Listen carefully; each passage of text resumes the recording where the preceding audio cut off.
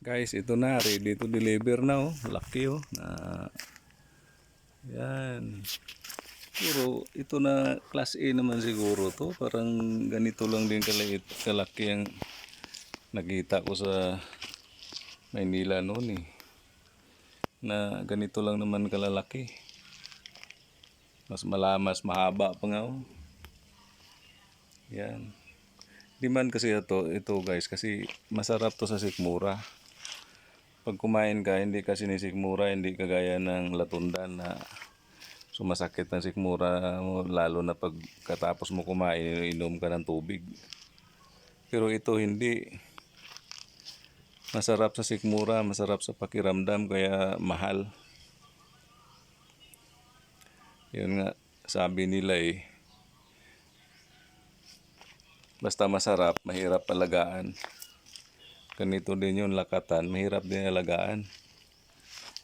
Kaya masarap siya dahil mahirap alagaan. Yan, ready to deliver na kahit siguro mga 60 kilos to. May 3,000 din ako. Malaking bagay na yan dito sa probinsya. Ako ngayon, hindi na ako naghahanap ng malaking pira. Ang sa akin, no, may kita ang kunti-kunti. Yan. Pakunti-kunti lang. At least mayroon. Si gastos lang ng gastos. Walang balik. Mahirap talaga yun. Kaya ito, kahit papano, mayroon din talagang balik. Yan. So, marami pang yung may mga sako, yun may bunga pa yan. Ito, malapit na ito mamunga.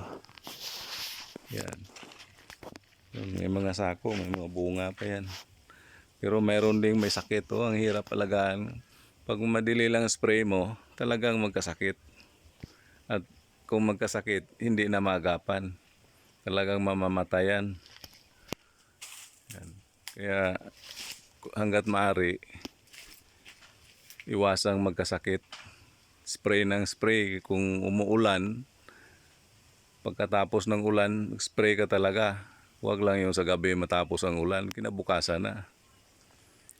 Mahirap naman din mag-spray sa gabi.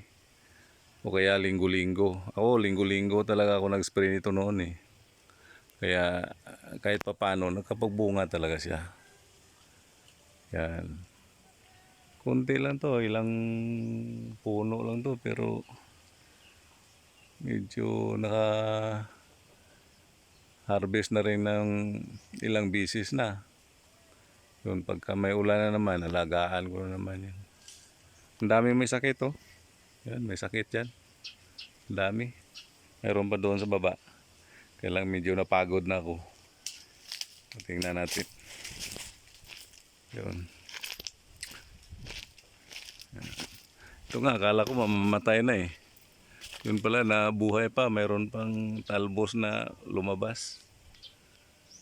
Kaya, ano yan eh, parang napasma sa ambon. Ambon, yung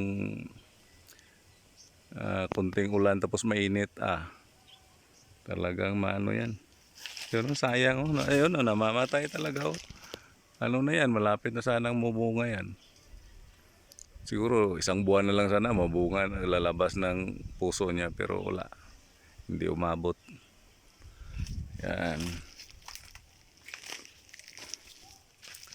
Hindi umabot. Yan. Kaya kung may lupa kayo dito sa Western Visayas, kahit 1 hektarya lang, makaharvest ka ng milyon, siguro milyon. Pag tinaniman mo, kailang alagaan mo talaga, hindi ka huwag ka nang mag-ano ng ibang alagaan, yun na lang. Yun o, mamamatay din yan o. Malapit na bumunga yan. Kaya nga nakakapaghinayang. Ayun, mamamatay din yan.